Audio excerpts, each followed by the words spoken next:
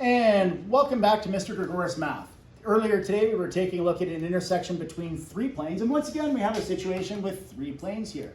Now the last case that we had was an inconsistent case. There was no actual intersection. So in this case we're hoping we see something slightly different. First step, let's take a look at the normals. So I've got a normal of plane 1, a normal of plane 2, and a normal of plane 3. Just to recap, I'll pull out the normal of plane 1. So its x component is 2, its y component is -2, and its z component is +2. So the normal of plane 2 is 2. I think I said plane 1, but we'll just forget about that and I'll go back and edit it. Of course, that's a joke. I never edit these things. I should get off this tangent before I waste too much time. Take a look at plane 1's normal and let me know if you think there's something interesting between plane 1 and plane 2. Any thoughts? Scalar multiples. They're scalar multiples, yeah. So this normal and this normal are scalar multiples of one another. In fact, this normal is exactly 2 times larger than this normal. Now, in fact, this brings up a situation of now we have 2 planes, like one here and another one here, that are definitely parallel to one another. And this third plane, is this third plane also a scalar multiple? No, so that means we've got a third plane that's either cutting across it like that, meaning there's a line of intersection with each of those, or we could also have a situation where these 2 planes are coincident. And so I have actually 2 planes, one on top of another, and a third plane that's cutting through. And if I have that, then there will actually be a consistency. There will actually be a line of intersection between these 2 things. So to discern between these 2 cases, I have to get on the matrices on my calculator and figure out what that looks like. So come on over here and we'll take a look at what that looks like. I'm going to reset my calculator so that way I'm working from scratch and I have my clear memory and it should be clear. I didn't do that. Second function memory 712. And I'm reset. So I'm going to press second function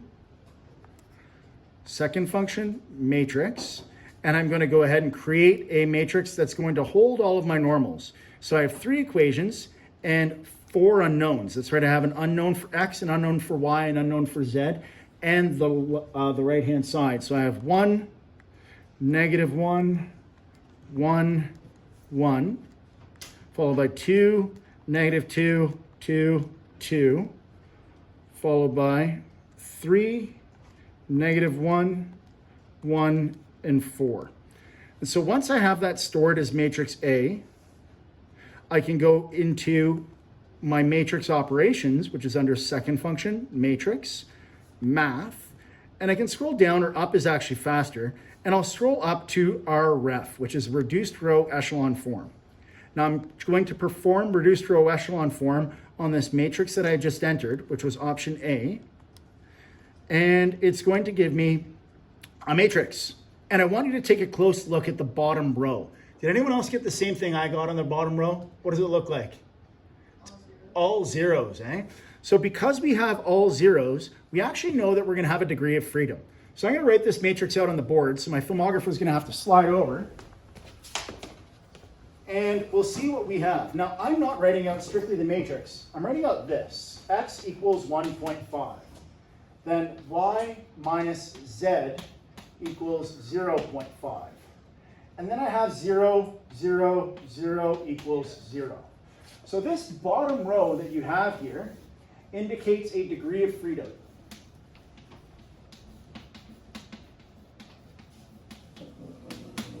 Because you have 1 degree of freedom, you're talking about a line.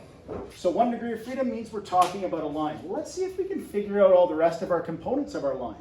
To do that, we have to set up a parameter.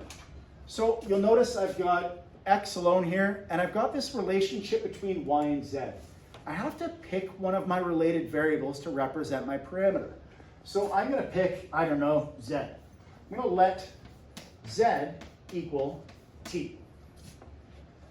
Picking a parameter like this is going to allow us to see how far we move up and down that line.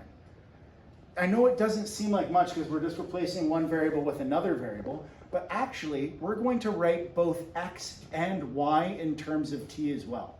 So that when I change my values of t, I end up getting all of the different values of x and y and z for that value of t. So let z equal t, which means that I have y minus t equals 1/2, which means that I have y equals 1/2 plus t. I now have z in terms of t and y in terms of t. In my last equation up here, I already had that x was equal to 1.5. And it was kind of nice when you looked at your matrix to see that there was actually a strict value. So we know no matter where we look on this intersection of these lines, the x component is 1.5. Going back to my diagram, because I had that 1 degree of freedom, I know that my intersection is on this line. I know every single point on this line has an x coordinate of 1.5 because that's fixed. But I can now find my z and y components. So these three things here, z, y, and t, can help me to find my equation of my line. I'm going to write it out first like this. So my x component is 1.5. I'll write it as 3 over 2. My y component is 1 over 2 plus t. And my z component is just t. Now I'm going to split it up into its constants plus its multiples of t.